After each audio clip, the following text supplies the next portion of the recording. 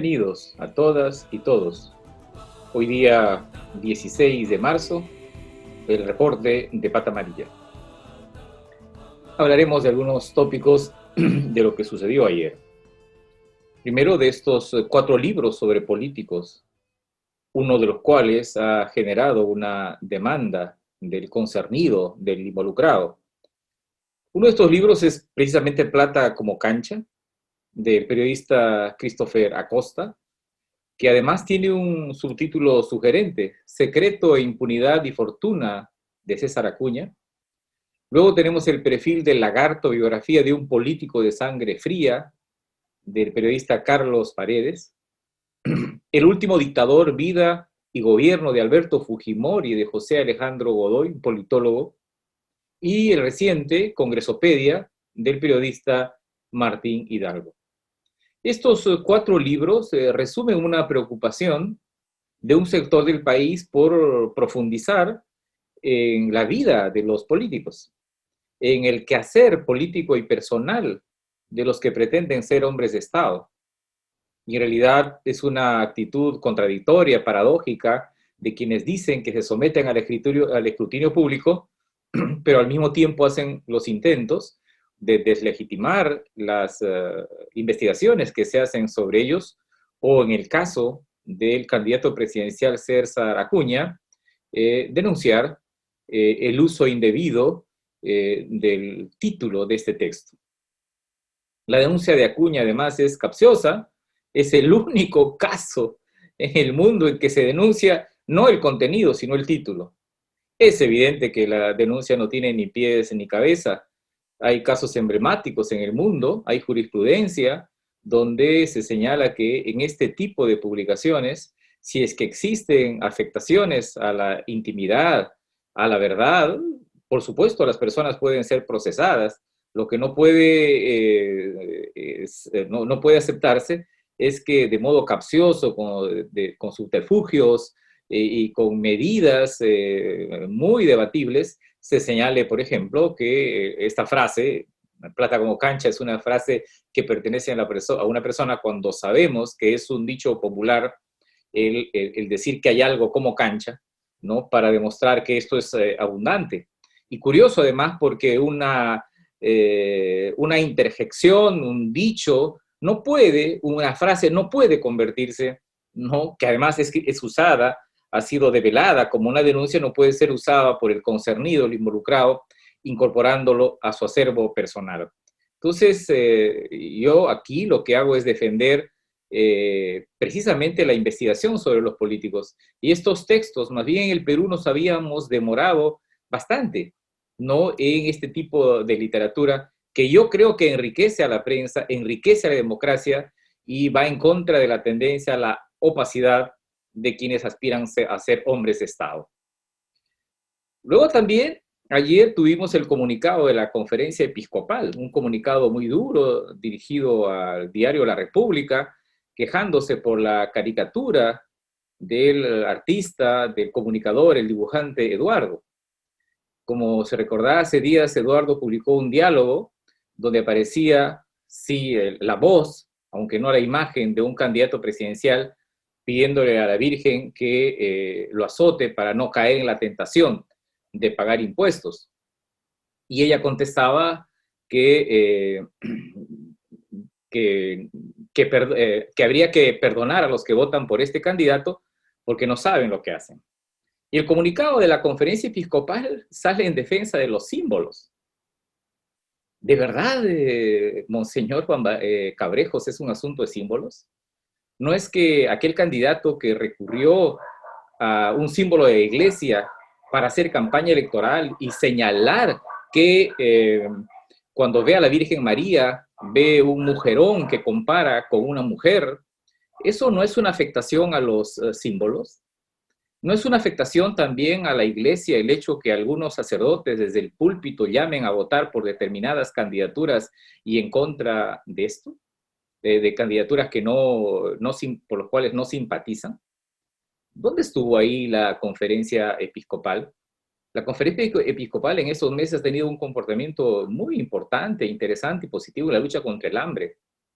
Y si la conferencia quisiera participar en el debate electoral con todas las garantías y con todo el derecho, quizás lo que debería es dejar que los fieles elijan y más bien ocuparse de las políticas públicas, de las que ya se han ocupado recientemente como el hambre, pero hay otros asuntos vinculados a empleo, salario o educación.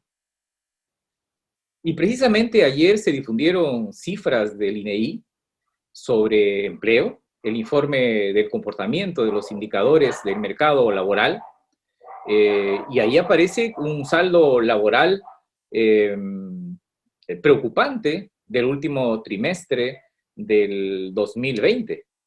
Y se señala además que en general el saldo, no solo ya de ese trimestre, sino del 2020, son 2,2 millones de desempleados.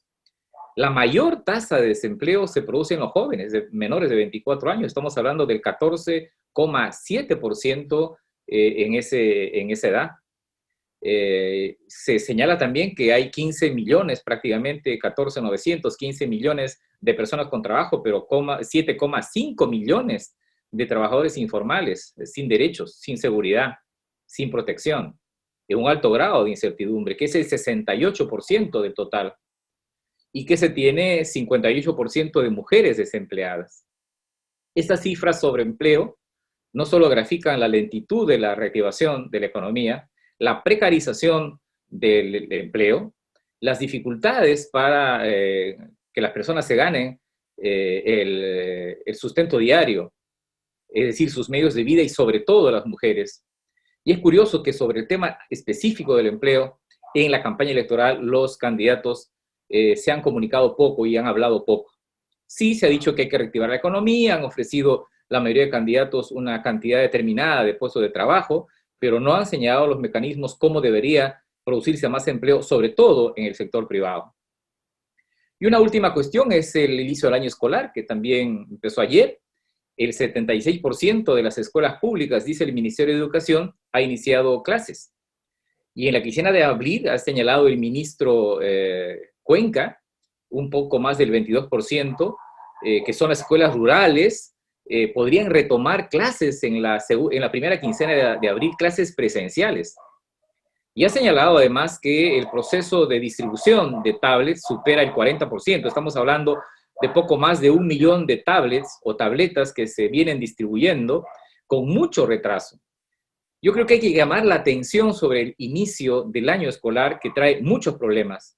Hay un problema de calidad, hay un problema de deserción, hay un problema de la dedicación de los padres respecto de los hijos, porque además los padres trabajan, los hijos ahora no están en el colegio presencialmente, están en casa. Hay un asunto de alimentación, especialmente en la escuela pública. Hay algunos anuncios de Caliwarma que habría que ver en el tiempo cómo se van a implementar. Todo esto configura un escenario de la necesidad de un retorno seguro de millones de estudiantes a los colegios en condiciones de una pandemia que no remite, no cesa y con mucho grado de incertidumbre. Curiosamente, salvo un par de candidatos, la mayoría no se refiere a la educación. Entonces, claro, tenemos una campaña más situada en el mediano plazo, muy poco aterrizado en los temas de empleo, en los temas de salario, en el tema de violencia contra la mujer, en el tema de la educación, e incluso en los temas vinculados a la salud.